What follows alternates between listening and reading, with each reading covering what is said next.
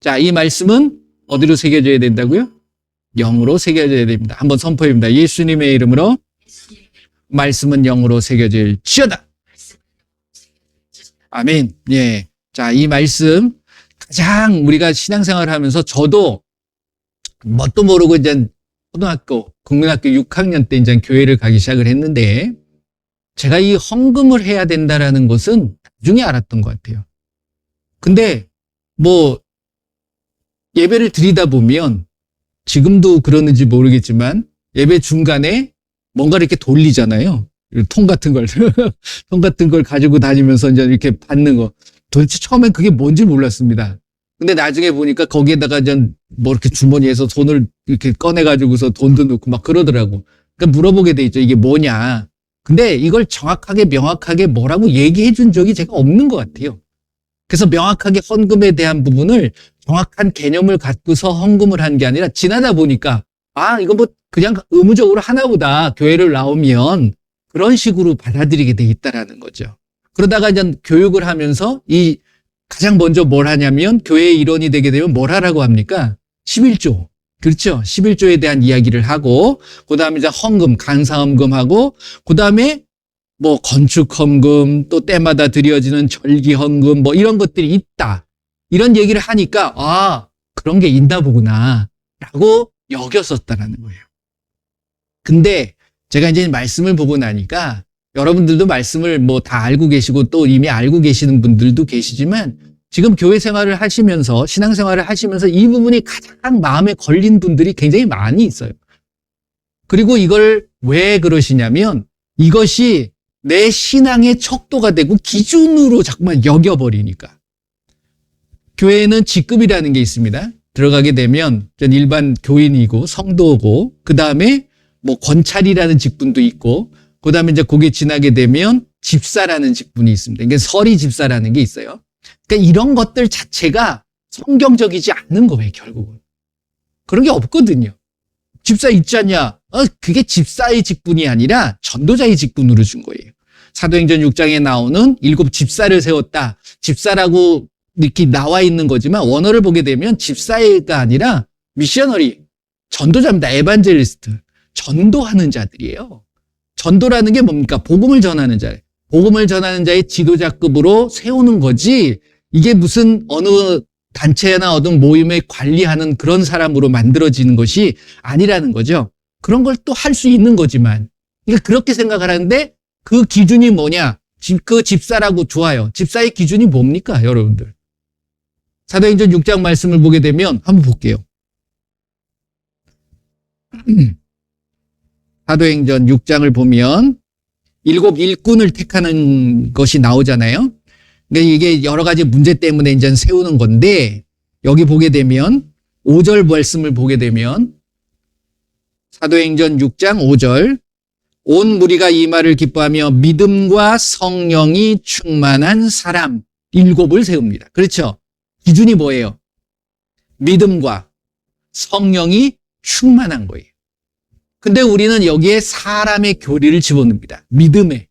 그래서 믿음이 있으면 당연히 11조 해야 돼. 헌금해야 돼. 건축 헌금해야 돼. 이게 들어간 거예요. 근데 믿음의 기준이 그겁니까? 아니잖아요. 그리고 나서 집사로 끝나는 게 아닙니다. 그 다음에 뭐가 있어요? 안수 집사가 있어요. 남자는. 요거는 처음에 집사는 서리 집사. 이거 알 필요는 없습니다. 그 다음 뭐 다녀보신 분들은 많이 아시겠지만 그 여자분들은 권사가 돼요. 그 다음에 장로교에서는 여자 장로님은 없지만 감리교 같은 경우에는 장로님도 세웁니다. 그 장로가 되는 거야. 이렇게 직급을 올라가는 데 있어서 만약에 내가 11조 생활을 잘 안 했다. 그러면 그게 될 수 있습니까? 없습니까? 안 돼요. 그러니까 이게 의무감을 가지고서 헌금을 하게 되고 이거 안 하면 당연히 내가 뭐가 없는 거예요? 믿음이 없는 거. 이렇게 되어져 버렸다라는 거예요. 그게 아니에요. 그러니까 예수님께서 이 말씀을 하시는 이유를 여러분들이 이 헌금, 하나님 앞에 드려지는 이 예물에 대해서 여러분들이 정확한 개념을 갖고 계셔야 된다는 거예요. 예수님은 그렇게 의무적으로 드리는 것 별로 기뻐하시지 않는다라는 거예요. 결론적으로 말씀을 드리면. 내 마음이 사랑의 마음을 가지고 가는 것이 굉장히 중요합니다. 이게 포인트인 거예요. 얼마가 중요한 것도 아니에요. 여러분들 예물 드리게 되면 솔직히 예수님 앞에 하나님 앞에 드린다고 하지만 하나님 받으시는 건가요? 그게? 하나님을 향한 그 마음을 가지고 드리는 거잖아요. 그리고 드리는 곳도 중요합니다. 드리는 장소도 중요하다. 내가 어디에 드리느냐. 이것도 중요한 거예요. 왜 그러냐면 그건 마태복음 13장을 보게 되면 그 네 가지 밭에 대한 비유가 나옵니다. 그랬을 때 그 씨를 뿌리잖아요. 그 씨가 무슨 씨죠? 말씀의 씨앗이죠. 그러니까 이 예물이라는 건 결국 말씀의 순종이거든요. 예수님이 말씀하셨기 때문에 그 말씀에 순종한다는 건 말씀의 씨앗을 뿌리는 거예요. 근데 그 씨앗을 길가에 뿌려봐요. 나요? 없어져 버려요. 돌짝밭에 뿌려봐요. 결실을 맺을 수가 없는 거예요. 어느 밭에 뿌려야 돼요? 좋은 밭에 뿌려야 돼요. 그러니까 여러분들이 그 좋은 밭을 선정하는 것도 분별하는 것도 중요하다는 겁니다. 그리고 중요한 건 여러분들이 그 좋은 밭이라고 여겼으면 거둬지는 축복이 여러분들의 삶에 나타나는 것을 보실 수 있으셔야 돼요. 그래서 그 좋은 밭을 향해서 기도해 줄 수 있어야 되고 그 좋은 밭이 어디다? 라고는 말씀 못 드립니다. 다양하니까. 그렇잖아요. 근데 결국은 이 밭이 어디를 향하는 거죠? 뭘 향하는 겁니까? 누구에 대해서 말씀하시는 거예요? 밭이라는 게. 내 밭이요. 내 밭이 좋은 밭이 될 때, 내 마음을 하나님을 향해서 드려질 때 몇 배로 걷어진다고 그럽니까? 30배, 60배, 100배의 결실을 맺는 거예요. 이것이 어떻게 보면 핵심이죠. 그러니까 여러분들이 무슨 일을 하든 무슨 행동을 하든 결국 중심은 예수님이 돼야 되고 말씀 중심이 돼야 돼요. 말씀에 없는 것 굳이 하실 필요 없어요. 그럼 말씀에 있는 것 하면 되는 거예요. 말씀대로 하시면 된다는 거예요.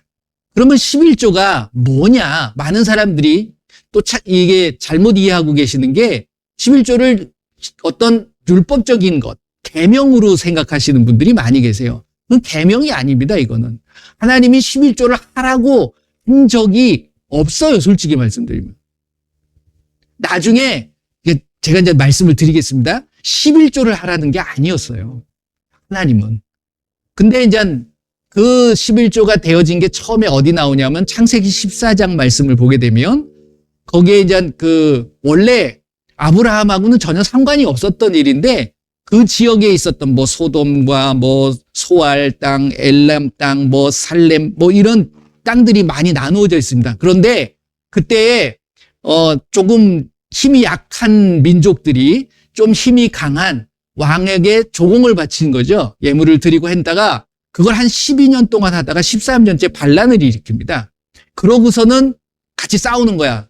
왜 우리가 힘이 약하다고 너한테 계속 바칠 수가 없어? 그러니까 이 힘 있는 왕 쪽이 감히 반란을 일으켜? 그래가지고서 침략을 해와가지고서 거기 있는 걸 다 노략질 하가는 거예요.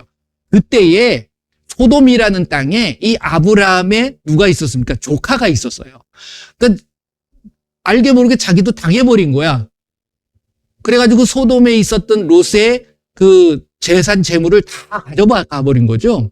그때 이제 좀 힘이 센 왕. 그랬을 때 아브라함이 그 소식을 듣습니다. 아니 감히 내 조카의 재물을 뺏어가? 그래가지고서 자기 집에 길렀던 318명의 그 군대죠. 일종의 개인 군대입니다. 개인 사병들을 데리고 가가지고서 싹 쳐버려요. 대단한 겁니다. 그러니까 아브라함이 어떻게 보면 한 나라의 왕일 수도 있어요.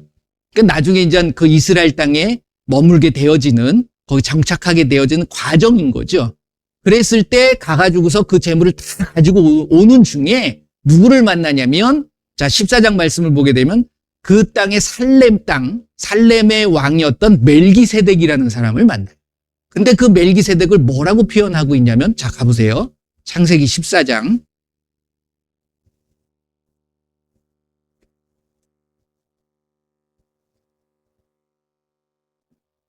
창세기 14장 그러니까 그 내용이고 17절서부터 보시면 이렇게 합니다. 아브라함이 그러니까 아브라함이 되기 전이에요. 아브라함이 그돌라오멜과 그에 함께한 왕들을 쳐부시고 이 그돌라오멜이라는 자가 평소에 조공을 받았던 왕이었어요. 근데 이제 반란을 일으키니까 싹 와가지고서 그 소돔 땅도 반란을 일으켰거든요. 소돔의 왕도. 근데 그 재물을 싹 가져간 거야. 그래서 아브라함이 가가지고서 뺏어오게 된 거죠. 그리고서 쳐부시고 돌아올 때 소돔 왕이 사회 골짜기 곧 왕의 골짜기로 나와 그를 영접하였고, 이 소돔 왕은 아브라함 때문에 뺏겼던 것들을 다 찾게 되어지는 거예요. 그럴 때 18절 살렘왕은 여기 속했던 왕은 아니었어요. 멜기세덱이 떡과 포도주를 가지고 나왔으니, 여기서부터가 재밌습니다. 그는 지극히 높으신 하나님의 제사장이더라. 이때도 아브라함도 하나님에게 택함을 받았거든요. 근데 이 멜기세덱이, 그러니까 아브라함이 그 멜기세덱을 알아본 거예요. 하나님의 제사장이었다라는 걸. 본인이 섬기고 있는 그 하나님의 제사장이었다는 것. 그가 아브라함에게 축복하여 이르되 천지에 주시시며 지극히 높으신 하나님이여 아브라함에게 복을 주옵소서. 너희 대적을 내 손에 붙이신 지극히 높으신 하나님을 찬송할지다 하고 축복을 합니다. 그랬더니 함에 아브라함이 그의 얻은 것에서 10분의 1을 멜기세덱에게 줍니다. 요게 바로 10분의 1을 대한 부분이에요. 이게 11조가 아니라 너무너무 감사하니까 하나님의 제사장 앞에 자기의 모든 빼앗았던 그것들을 10분의 1을 떼가지고서 드린 거예요. 누구한테 준 거예요? 하나님의 제사장. 즉 하나님에게 드림. 그리고 나서 이제 읽어보시게 되면 이 재물의 모든 것을 자기가 소유하지 않습니다. 소돔 왕에게 다 주고 필요한 것만 딱 챙겨가지고서 오게 되어지는 거예요. 또 하나, 이게 율법입니까 아닙니까? 이거는 계명을 10계명을 주기도 전이에요, 아브라함. 그 다음에 또 하나가 나오는데 28장을 보세요. 창세기입니다. 창세기는 아직 모세도 안 나타났대요. 그렇죠? 10계명은 모세로부터 받은 거잖아요. 28장 내용은 여러분들이 잘 아는 야곱에 대한, 예서와 야곱에 대한 이야기입니다. 근데 이제 야곱이 에서의 장자권을 빼앗아 버렸죠.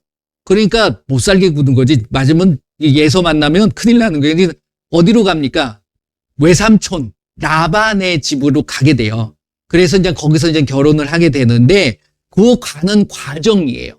그러다가 어디서 이제 가다 보니까 길이 제법 머니까 어느 땅에 머무냐면 베델이라는 곳에 머물게 돼요. 거기서 이제 잡니다. 잘 때 거기서 뭘 봐요? 꿈에서 사닥다리. 천사가 오르락 내리락 하는 그곳을 봅니다. 그래서 그 베델이라는 게 하나님의 집이거든요.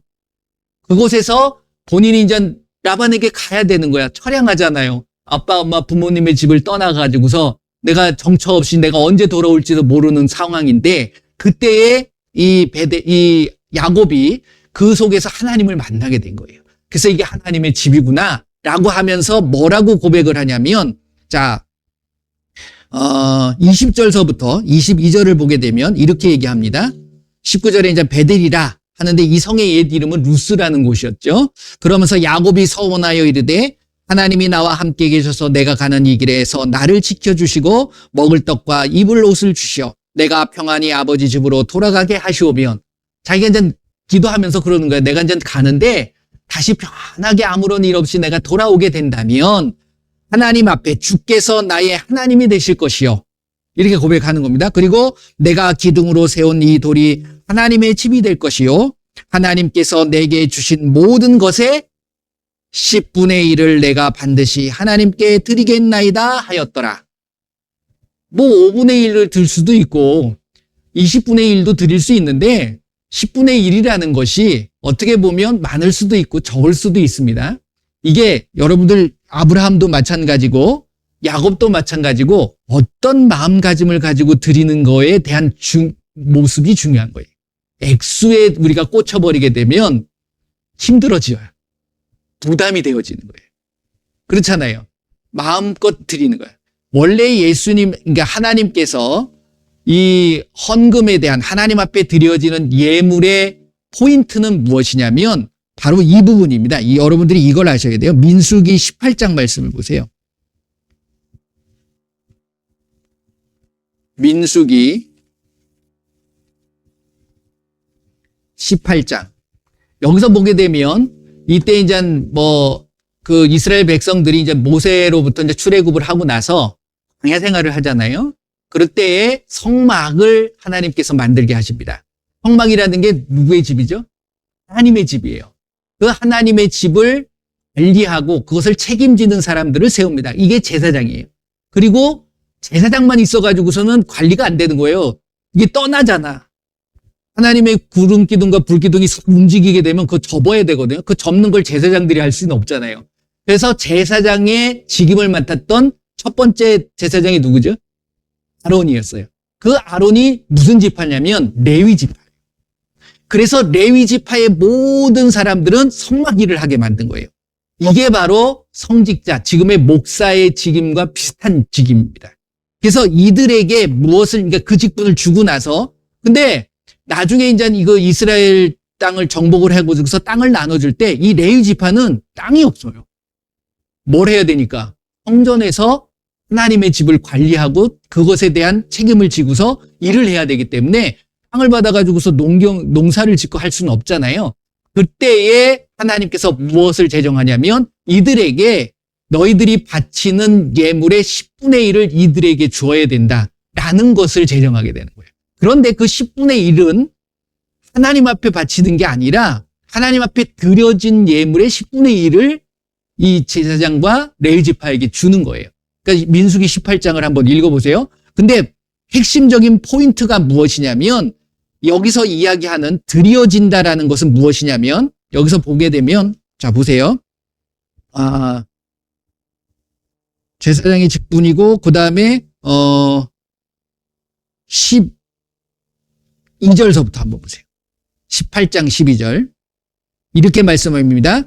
그들이 주께 드리는 첫 소산 곧 제일 좋은 기름과 제일 좋은 포도주와 곡식을 내게 주었은즉 계속 뭘 이야기를 하시냐면 우리가 삶을 살면서 무언가 어두워지고 무언가 거둘 때의 처음 것이 10분의 1이에요. 모든 거예요. 장자도 마찬가지고 하나님은 첫 장자 그러니까 첫 송아지 첫 이런 것들은 다 하나님 앞에 드렸어야 돼요. 이게 하나님의 방법입니다. 가장 소중하고 가장 귀하고 처음 것이라는 게 귀함이잖아요. 이것을 누구한테 드린다? 하나님 앞에 드리는 거예요. 원래의 하나님 앞에 드려지는 예물은 가장 소중하고 가장 귀한 것 그것을 하나님 앞에 드리게 만듭니다. 18장의 내용을 여러분들이 읽어보세요. 제가 이 시간에 다 설명하기는 너무 시간이 짧으니까 이게 결국은 하나님의 마음이었다는 거예요. 그런데 이 11조를 나중에 왜 그러냐면 원래 이 모든 것이 하나님 거예요. 그렇잖아요. 처음 것이나 모든 것이 하나님 거잖아요. 여러분들이 노력해가지고 여러분들이 뭔가 해서 어두워졌다라고 생각을 하겠지만 결국은 그 모든 것이 하나님의 것에 기반해가지고서 이루어지고 내가 갖게 되어진 겁니다. 결국은. 근데 이거를 잃어버리는 거예요. 그래서 여러분들 잘 아시는 말라기 말씀이 나와요. 보세요. 말라기 3장 말씀 8절서부터 한번 봅니다. 맨 끝입니다. 구약의 맨 끝에 말라기 3장 8절서부터 이렇게 말씀하십니다. 사람이 어찌 하나님의 것을 도둑질하겠느냐? 그러나 너희는 나의 것을 도둑질하고도 말하기를 우리가 어떻게 주의 것을 도둑질하였나이까 하는도다. 이는 곧 11조와 봉헌물이라.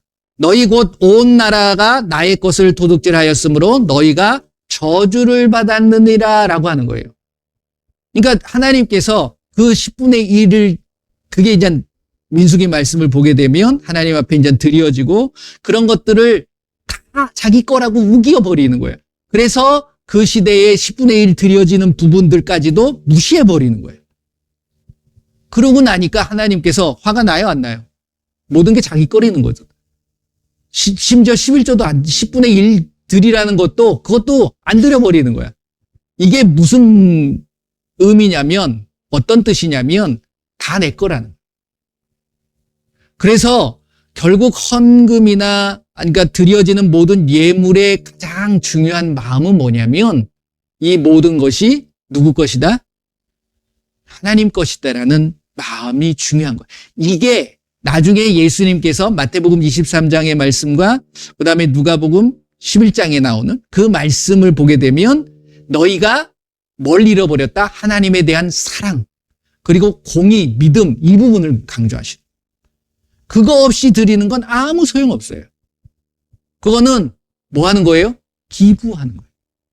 교회에 여러분들 헌금 드리고 나서 저는 이거 참 별로 안 좋게 생각하는데 여러분들은 어떻게 생각하실지 모르겠어요. 기부금 납입 증명서라는 걸 교회에서 떼어줍니다. 헌금을. 말이 되세요? 여러분 한번 생각해 보세요. 누구한테 기부한 거예요? 하나님 앞에? 그리고 납입 증명서를 떼어요? 그러니까 이게 사람의 전통과 어떤 사람의 계명을 가지고서 그럴싸하게 만들어서 바치게 만드는 뭡니까 이게? 교회 장사하는 거, 비즈니스가 돼버린 거예요. 제가 그거를 뭐 완전하게 부정을 하고 싶은 마음은 없습니다. 그것으로 또 이익을 보니까. 근데 성경적으로, 말씀적으로 볼 때는 그게 결코 성경적이진 않은 거예요. 바치고 나서 나중에 내가 조금 바쳤는데 조금 필요한 게 있으니까 그거 좀 탕감받게 좀 해주세요. 성경에 나와요, 그게? 제가 감사한 건 저는 뭐 그걸 떼어줄 수도 없어요, 법적으로. 저희 이 모임 자체가. 어떤 법적인 단체가 돼야 되기 때문에. 그런데도 많은 분들이 아낌없이 드려주면서 그런 거 해달라고 하시는 분들이 없으셔서 너무너무 감사한 거예요, 저는. 그러니까 이게 중요한 게 그 부분이라는 겁니다. 딴 게 아니라. 그래서 맨 처음에 아브라함이 드렸던 이거를 히브리서 7장을 보게 되면 이게 히브리서를 쓴 게 저는 바울이라고 생각을 하는데 바울의 마음도 그 부분을 이야기를 하고 있는 거예요. 멜기세덱에게 드렸던 그 마음. 자, 한번 히브리서 7장으로 한번 가보세요. 히브리서 7장. 이 멜기세덱이 나오죠. 그랬을 때 뭐라고 그러면 1절서부터 보게 되면 이렇게 표현합니다. 이 멜기세덱은 살렘 왕이요 지극히 높으신 하나님의 제사장. 똑같죠? 여러 왕을 쳐서 죽이고 돌아오는 아브라함을 만나 복을 빈 자라. 아브라함이 모든 것의 10분의 1을 그에게 나누어 주니라. 그 이름을 해석하면 먼저는 의의 왕이요 그 다음은 살렘 왕이니 곧 평강의 왕이요 아버지도 없고 어머니도 없고 족보도 없고 시작한 날도 없고 생명의 끝도 없어 하나님의 아들과 닮아서 항상 제사장으로 있느니라. 그러면서 이 멜기세덱이 제사장이 될 수 있었던 것. 자, 나중에 이제 율법적으로 제사장이 될 수 있는 지파는 어느 지파예요? 레위 지파죠? 멜기세덱이 레위 지파입니까? 아니에요. 그런데 예수님은 우리에게 모든 제사장으로, 우리에게 대제사장으로 본인의 몸으로 드리면서 모든 피를 흘려서서 모든 걸 속죄하신 분이잖아요. 예수님이 어느 지파입니까? 유다 지파.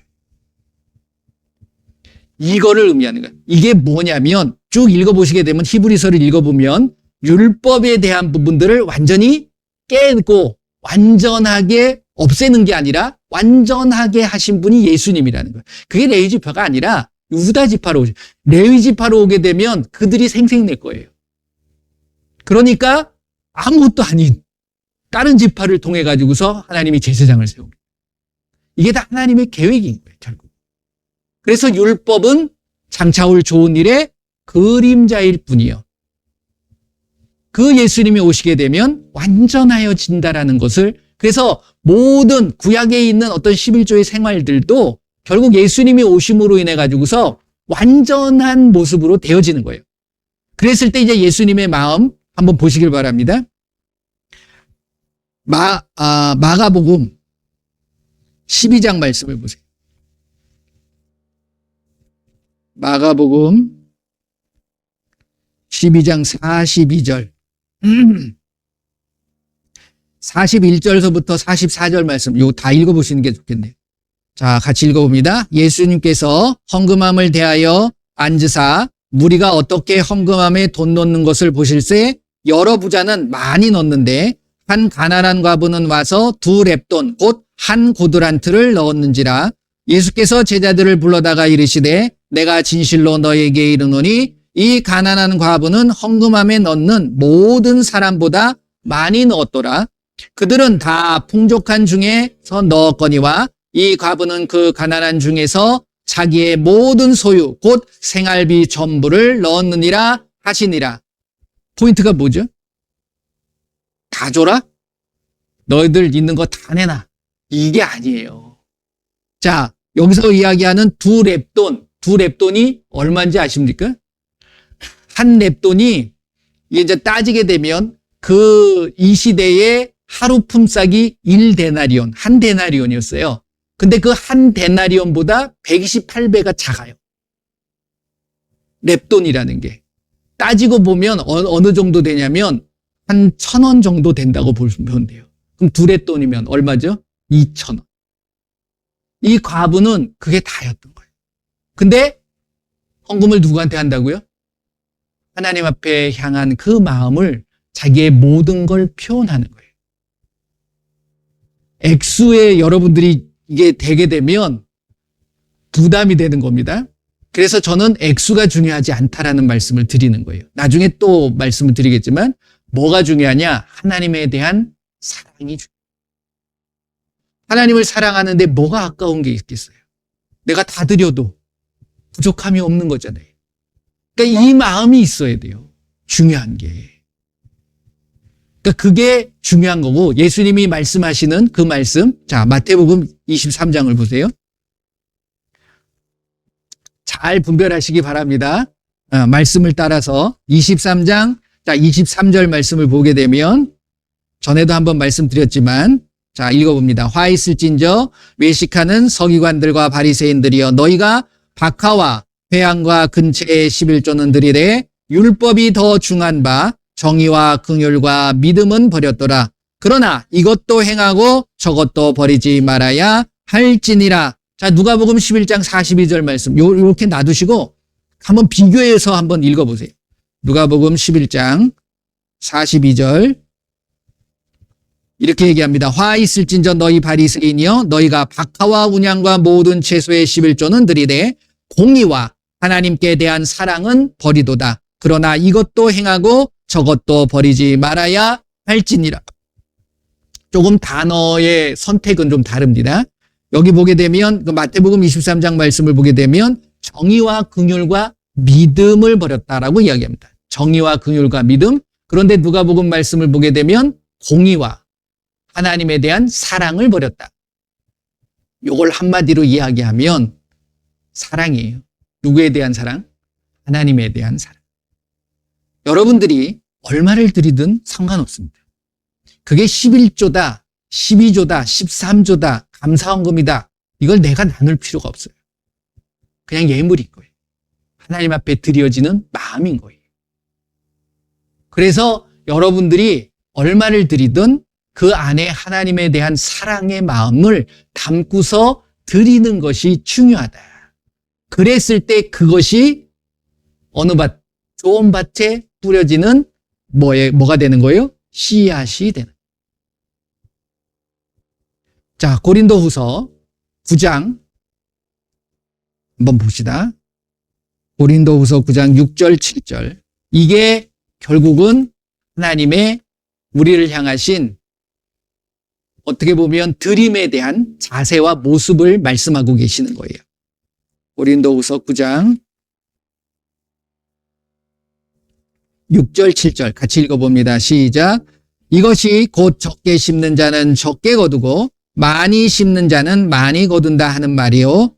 각각 그 마음에 정한 대로 할 것이요. 인색함으로나 억지로 하지 말지니 하나님은 즐겨내는 자를 사랑하시느니라. 아까우면 제가 그랬죠. 안 드리시는 게 나아요. 아까운 마음으로. 그러면서 드릴 때는 어떤 마음을 가지고? 즐거운 마음. 여기서 보게 되면 마음에 정한 대로 하시는 거예요. 여러분들이 11조를 어떤 교회의 규칙, 세상의 기준으로 잡는 게 아니라 여러분들의 마음으로 정하시는 거예요. 내가 하나님을 이만큼 사랑하면 이만큼 드리는 거예요. 과부는 그만큼 사랑했기 때문에 자기 다 드린 거예요. 이게 중요한 거예요. 그러면 부자들도 자기가 드릴 수 있는 그 마음, 자기가 드린 마음, 하나님을 향한 그 마음을 가지고서 드리시면 된다라는 거예요. 딴 게 아니라. 그렇게 될 때 그게 하나님의 기준에서 액수가 아닙니다. 적게 심고 많이 거둔다는 게 아까 말씀드린 것처럼 과부를 향해서 하나님이 많이 들었다고 그래요? 적게 들었다고 그래요? 많이 들었다고. 그러니까 많이 들었으니까 많이 거두게 되는 거예요. 부자는 많이 들었다고 그래요? 적게 들었다고 그래요? 적게 드린 거예요, 그게. 근데 우리의 기준은 세상의 기준의 액수에 따라서 1억을 뭐 10,000원 이렇게 반응을 한다는 거예요. 하나님은 절대로 그렇게 하지 않으신. 그러면서 저와 여러분들이 잊지 말아야 될 부분이 무엇이냐면 결국 하나님은요, 물질에 대한 부분, 즉 돈에 대한 부분을 만들어 놓으신 적이 단 한 번도 없어요. 돈을 만드셨어요? 화폐를 만드셨어요? 하나님은 아니에요. 이 세상의 모든 것을 너희들이 마음껏 누리고 내 것이 아니라 하나님의 것을 마음껏 누리라고 해주신 거예요. 그거를 사람의 욕심 때문에 나누죠. 요건 내 거야. 요 지역 침범하면 요건 내 영역이야. 그렇잖아요. 요 돈은 내 돈이야. 이렇게들 여기다 보니까 하나님에 대한 사랑보다는 결국 물질에 대한 사랑. 그래서 디모데전서 6장 10절 말씀을 보게 되면 한번 보세요.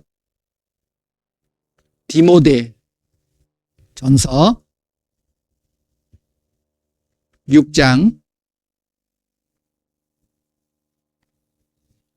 읽었으면 좋겠는데 10절만 읽겠습니다. 이렇게 말씀하십니다. 돈을 사랑함이 일만하게 뿌리가 되나니 이것을 탐내는 자들은 미혹을 받아 믿음에서 떠나 많은 근심으로써 누굴 찔러요? 자기 스스로 올무에 걸려가지고 자기를 찌르고 있는 거야. 그러면서 늘 고민하죠. 아까운데 이번에 쓸 돈이 많은데 이거 11조 내게 되면 아유 힘든데. 그러니까 11조에 대한 부담을 팍 갖게 되는 거예요. 아니 10분의 1을 드리라고 한 적이 없어요. 사람들이 만들었어. 결국은요.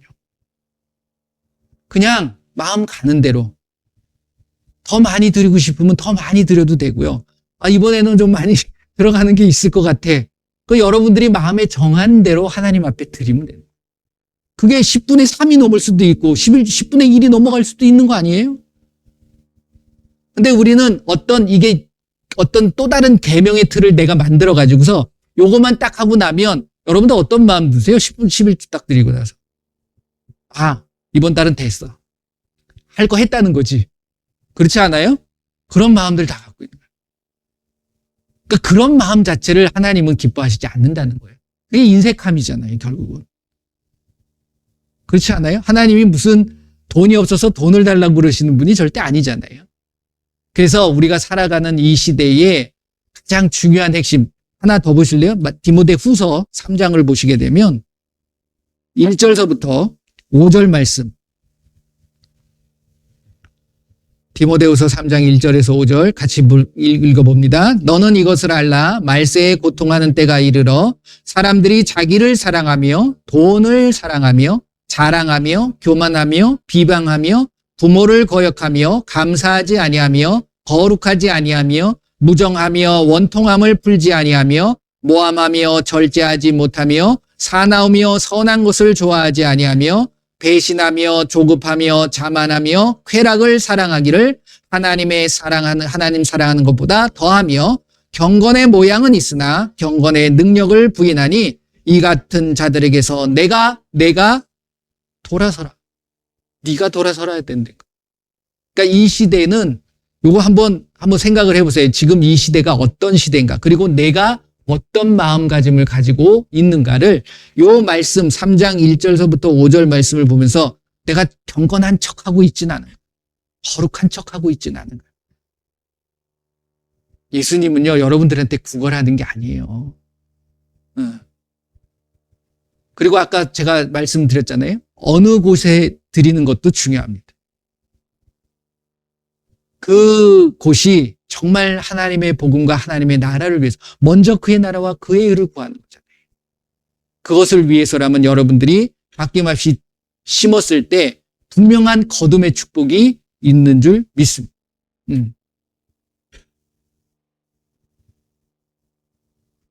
기도 많이 하세요. 이게 저도 참 민감한 부분입니다. 그렇잖아요. 이 헌금에 대한 부분이 어떻게 보면 굉장히 예민한 부분일 수도 있는데 여러분들이 이 말씀을 따라서 말씀대로 하시면 되는 거예요. 액수가 중요한 게 아니라고 그랬습니다. 여러분들이 마음이 정한 대로 하나님 앞에 드릴 수 있으면 드리시면 돼요. 기쁜 마음으로 드리세요. 그러면 하나님께서 기뻐 받으시고 빌립보서 4장 19절 말씀 요걸 한번 읽고서 말씀을 맺도록 하겠습니다. 빌립보서 4장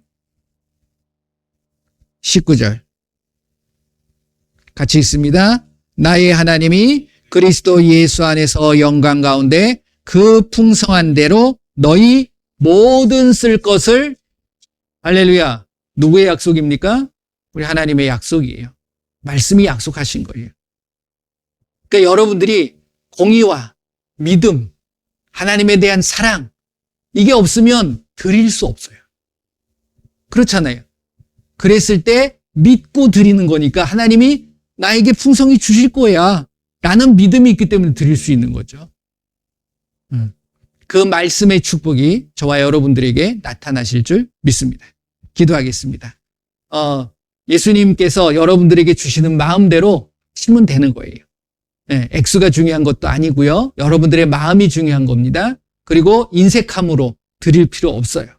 그러면 안 드리는 게 낫다는 거예요. 그리고 정말 내가 드렸으면 축복을 받아야죠. 예수님 풍성히 채워주세요. 100배로 채워주세요. 담대하게 말씀을 가지고 선포하시는 게 중요하다. 같이 기도합니다. 예수님 감사합니다. 우리가 예수님을 향한 그 마음이 어떤지를 늘 살필 수 있게 하여 주시고 특별히 이 세상을 살아가면서 세상이 우리에게 끊임없이 미혹하고 우리를 끊임없이 넘어지게 만드는 이 물질과 또 재정에 대한 그 문제들 이것이 예수님 앞에 가는 걸림이 되지 않게 하여 주시고 더 많은 것으로 예수님을 사랑하는 마음으로 하나님의 나라를 위하여 더 많이 드릴 수 있는 우리들의 모습이 될 수 있게 하여 주시옵소서. 먼저 그의 나라와 그의 의를 구하라. 그리하면 이 모든 것을 더하여 주시마 약속하신 그 하나님의 말씀 또 우리의 쓸 것을 다 아시고 풍성하게 채워주시는 그 하나님의 은혜 하나님의 축복을 믿고 나아가게 하여 주시옵소서. 모든 영광 예수님 받아 주시옵소서. 예수님의 이름으로 기도합니다. 아멘. 네, 감사합니다. 이 시간에 우리 말씀드렸던 성찬을 하도록 하겠습니다. 성찬은 늘 해왔던 것처럼 여러분들이 여러분들의 삶을 먼저 되돌아보는 게 중요합니다. 성찬을 그냥 내가 죄가 있는 상태에서 내가 어떤 하나님을 향한 마음도 없는 상태에서 막 이걸 하게 되면 이게 종교 행위밖에 되지 않아요. 그래서 여러분들이 매일 매 순간이 성찬의 마음으로 사는 거죠. 예수님의 몸을 먹고 예수님의 피를 마시면서 나는 죽고 예수님이 온전히 살아 역사하게 하여 주옵소서. 먼저 여러분들의 삶의 모습 아까도 기도했지만 다시 한번 예수님 이제 내가 온전히 죽고 예수님으로 살기를 원합니다. 나의 모든 모습들이 예수님으로 변화되게 하여 주시옵소서. 같이 기도하겠습니다. 예수님 감사합니다. 이 시간에 성찬을 합니다. 예수님의 몸을 먹고 예수님의 피를 마실 때에 우리의 삶의 모든 것들이 변화되게 하시고 특별히 내가 예수님 안에서 온전히 죽고 내 안에 계신 예수님이 온전히 살아 역사하실 수 있도록 역사하여 주시옵소서. 예수님의 몸을 먹을 때에 내가 예수님의 몸으로 되게 하여 주시고 예수님의 피를 마실 때에 나의 모든 정결한 예수님의 피로 인하여 깨끗하게 되어지는 놀라운 축복이 임하게 하여 주시옵소서. 예수님의 이름으로 기도합니다. 아멘. 자, 먼저 떡을 나누겠습니다. 주세요. 예수님께서 이 떡을 나누면서 지금은 떡은 아니지만 예수님 몸이라고 말씀하십니다. 이 몸이 들어가서 여러분들의 몸은 온전히 바뀌어서 예수님의 몸이 되셔야 돼요. 기도하시고 드시길 바랍니다. 예수님의 몸을 먹습니다. 예수님의 몸으로 완전히 바뀌어지게 하시고 내가 예수님 안에 거하고 예수님의 말씀이 내 안에 거함으로 이제 뭐든지 구하고 원할 때 이 모든 것들이 이루어지는 놀라운 축복이 임하게 하여 주시옵소서. 내 안에 있는 모든 질병들, 그리고 내 안에 있는 모든 허물들, 죄악들이 깨끗하게 되게 하시고 강건하게 되게 하여 주시옵소서. 예수님의 이름으로 기도합니다.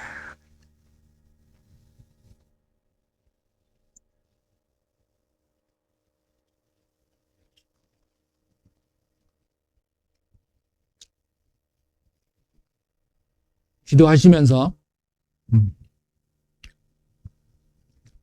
예수님께서 이제 포도주를 나눠주시면서 이것은 나의 피다. 나눠주세요.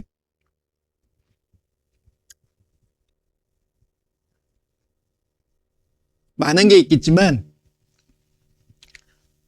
예수님과 내가 이제 혈연 관계가 되는 거예요. 자녀가 되는 겁니다. 그리고 예수님의 피가 결국 그 피를 흘려주심으로 우리의 죄가 깨끗이 씻음 받는 거니까 이제는 다시는 여러분들의 죄된 삶이 되지 않도록 기도하시고 드시길 바랍니다. 예수님의 피를 마십니다. 예수님의 피가 내 안에 들어와 나의 모든 죄악들이 깨끗하게 되게 하여 주시고 나의 모든 질병이 치유되게 모든 문제가 예수님의 이름으로 해결되어지는 놀라운 은혜가 임하게 하여 주시옵소서. 예수님의 이름으로 내 안의 모든 질병과 모든 악한 것들은 사라질지어다. 치료되어질지어다. 회복되어질지어다. 예수님의 이름으로 기도합니다.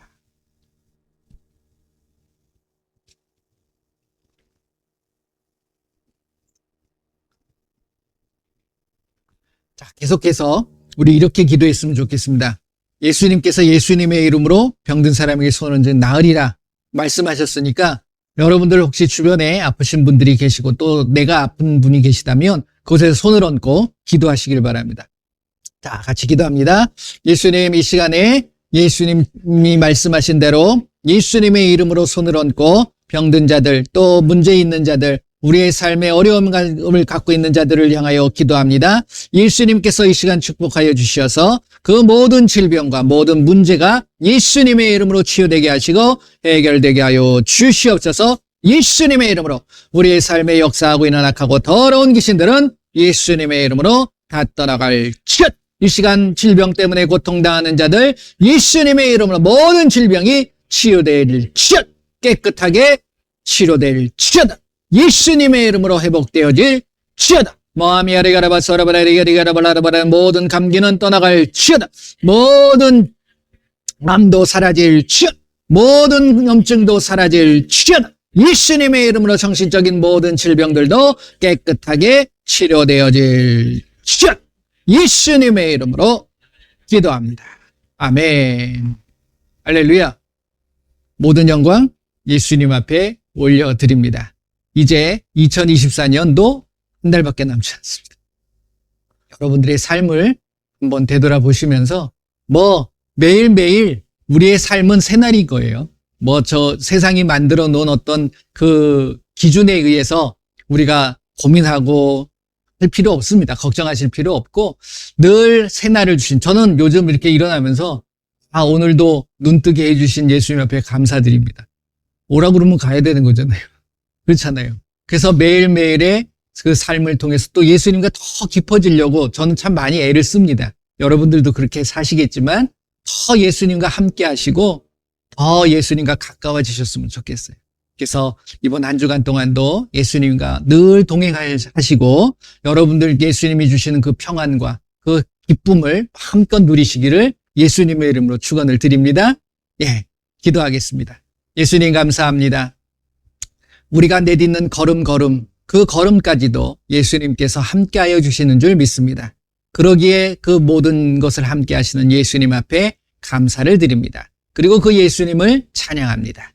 그리고 매일매일 매 순간 예수님과 늘 함께함으로 예수님의 그 모든 숨소리까지도 느끼며 살아가기를 원합니다. 우리의 삶에 늘 나에게 말씀하여 주시는 그 말씀을 잊지 않고 그 말씀에 순종하며 나아가는 우리 모두가 되게 하여 주시옵소서. 지금은 우리 주 예수 그리스도의 은혜와 우리 하나님의 크고 넓으신 사랑하심과 성령님의 인도 보호 함께 하심이 이제 말씀이 이끄시는 대로 그 말씀이 말씀하시는 대로 우리가 순종하고 복종하겠도록 다짐하는 귀한 하나님의 백성들 머리머리 위에 그리고 그들의 가정과 그들의 삶과 일터 위에 그리고 우리 조국 대한민국이 지금으로부터 영원토록 함께할지어다. 아멘. 감사합니다. 모든 영광 우리 예수님 앞에 올려드립니다.